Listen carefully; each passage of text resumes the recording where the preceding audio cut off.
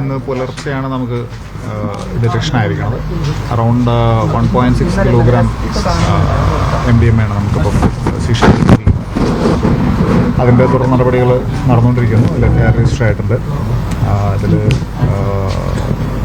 കഴിഞ്ഞ ദിവസം മലപ്പുറത്ത് അറസ്റ്റ് ചെയ്യപ്പെട്ടൊരു മട്ടാഞ്ചേരി കേസിലെ മിസ്റ്റർ ആഷിഖ്, അയാൾക്ക് വന്നിരിക്കുന്ന ഒരു കൺസൈൻമെൻറ്റ്, ഒരു കാർഗോ കൺസൈൻമെൻറ്റ് കഴിഞ്ഞ ദിവസം അയാളുടെ വീട്ടിൽ ഡെലിവറി ആയിട്ടുണ്ടായിരുന്നു. ഇതിനെക്കുറിച്ച് നമുക്ക് രഹസ്യ ഇൻഫർമേഷൻ കിട്ടിയതിൻ്റെ അടിസ്ഥാനത്തിൽ ഇന്നലെ വൈകി റെയ്ഡ് നടത്തിയതിനകത്ത് കിട്ടിയിരിക്കുന്ന ഡിറ്റക്ഷനാണത്. അതിൽ ഇപ്പോൾ ഇത്രയും ഒരു മേജർ ക്വാണ്ടിറ്റി തന്നെ കിട്ടിയിട്ടുണ്ട്. ആ കേസിനകത്തും അയാളെ അറസ്റ്റ് ചെയ്തിരിക്കുന്നത് സോഴ്സ് എന്നുള്ള രീതിയിലാണ്. ഈ പറയുന്ന വ്യക്തി ഒമാനിൽ വർക്ക് ചെയ്യുന്നു എന്നാണ് പറയുന്നത്. അത് വെരിഫൈ ചെയ്യേണ്ടതുണ്ട് എന്താണെന്നുള്ളത്. എന്ത് തന്നെയാണെങ്കിലും കഴിഞ്ഞ മാസം ആൾ തിരിച്ച് വന്നിട്ടുണ്ടായിരുന്നു. പിന്നെ ഇവിടുത്തെ പോലീസിനെ കൂടി സഹായത്തോടു കൂടിയാണ് മട്ടാഞ്ചേരി കേസിലേക്ക് അറസ്റ്റ് ചെയ്തിരുന്നത്. അതിനകത്തുള്ള ആളുടെ പേരിൽ വന്നിരിക്കുന്ന കൺസൈൻമെൻറ്റ്, ആൾ അവിടുത്തെ റിമാൻഡിലാണ്. ആ കൺസൈൻമെൻറ്റിൻ്റെ ഓപ്പണിങ്ങിൻ്റെ അകത്ത് കിട്ടിയിരിക്കുന്നത് ആ കൺസൈൻമെൻറ്റിൽ നിന്ന് റെഗുലേഷനാണ് ഇപ്പോൾ ഡിറ്റക്ഷൻ. ഇതിൽ ഈ ഫ്ലാസ്കിൽ ഒളിപ്പിച്ചാണ് പലപ്പോഴും കടത്തിയിട്ടില്ല എന്ന് പറയുന്നു. ഇതെങ്ങനെയാണോ ഇത് വന്നിട്ടുള്ളത്? ഇതൊരു മറ്റ് കുറച്ച് ഹൗസ് ഹോൾഡ് ഐറ്റംസും മറ്റ് സാധനങ്ങളും എല്ലാം കൂടി ചേർത്ത്, അല്ല നമ്മൾ സീഷറിൽ എടുത്തിട്ട് കുറച്ച് സാധനങ്ങളോട് ഉൾപ്പെടെയുള്ള ഒരു ബാഗായിട്ടാണ് വന്നിട്ട് ഒരു പാർസൽ, പ്രോപ്പർ കാർഗോ പാർസലായിട്ടല്ല. അപ്പം അത് ജസ്റ്റിലേക്ക് ഇനി അതൊരു കാർഗോ പാർസൽ പോലെ തന്നെ ഇയാളുടെ അഡ്രസ്സിലേക്ക് വന്ന കാർഗോ ആണ്. അയാളവിടെ ഇല്ലാത്തതിനാൽ അത് ഡെലിവറി ആയിട്ടുണ്ടാവില്ല. ദെൻ ഇന്നലെയാണ് അവരുടെ ഏജൻസി, ഇന്നലെയല്ല ഇനിയാന്ന് മറ്റാണ് ഏജൻസി ഡെലിവറി ആയത്. Exact details എടുത്തുകൊണ്ടിരിക്കും.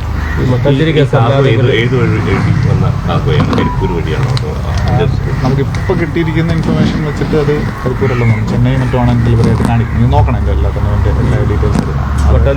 Address cargo deliver ആവുന്നതിന് അതിൻ്റേതായ മെക്കാനിസം ഉണ്ട്. അത് പേഴ്സൺ നടത്തുന്നു.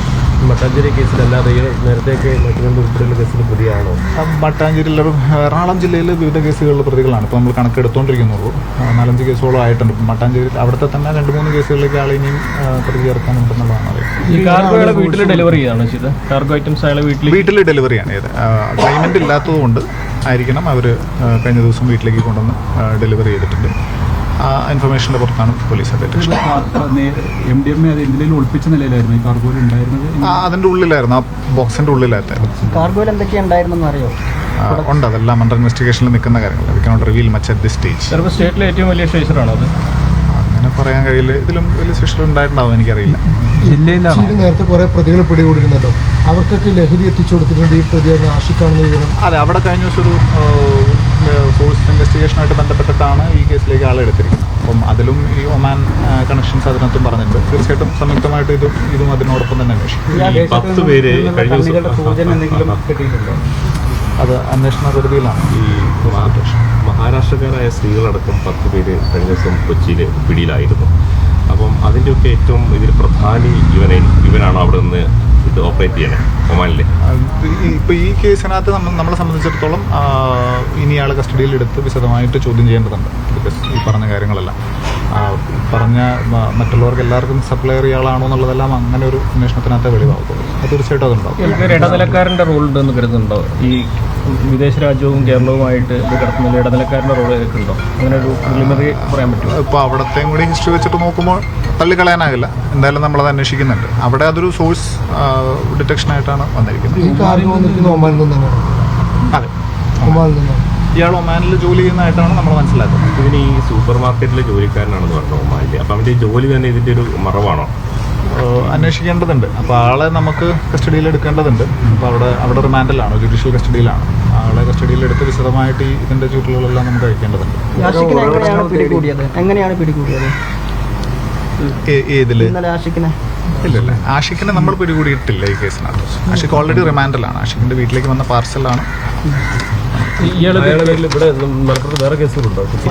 നമുക്ക് കേസുകൾ സോഫാർ നമ്മുടെ കണക്കുകൾ കാണുന്നില്ല.